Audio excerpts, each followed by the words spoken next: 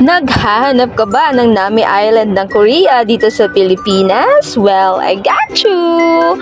Welcome nga dito sa aking vlog dahil binisita nga natin tong Nami Island ng Pilipinas.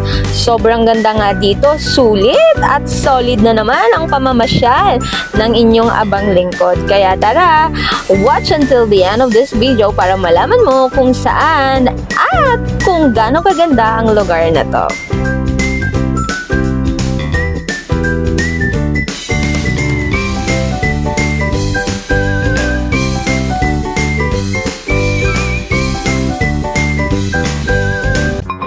Welcome back to my channel! It's me again, your abang lingkod, Binibining Joanna.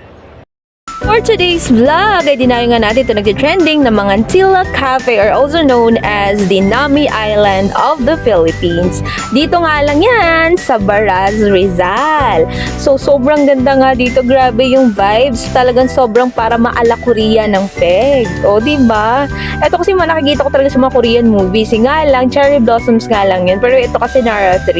Pero carry na. Ang ganda niya, promise. Lalo na kapag ka nagra-rides ka, tapos dadaan ka dito, sobrang ganda. Sulit! Bukod nga din pala sa mga puno na makikita natin, ay meron nga din sila ditong lake. Yung cafe nga nila ay located lang dito sa tabi ng lake. Ang ganda, diba? So romantic.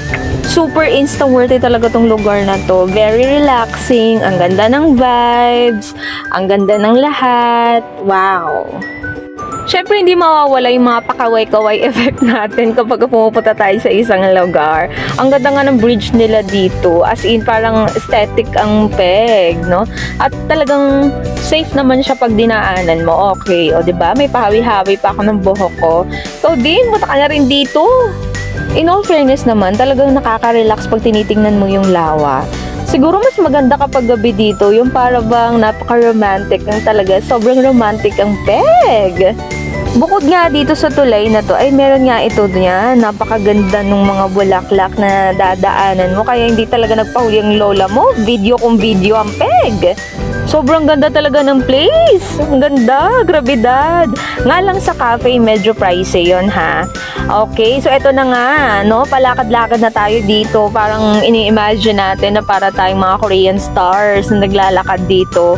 Tapos sabay kakanta ng, oh, every time I see you, couldn't know about them. Yun, ganon, ang peg! O, diba?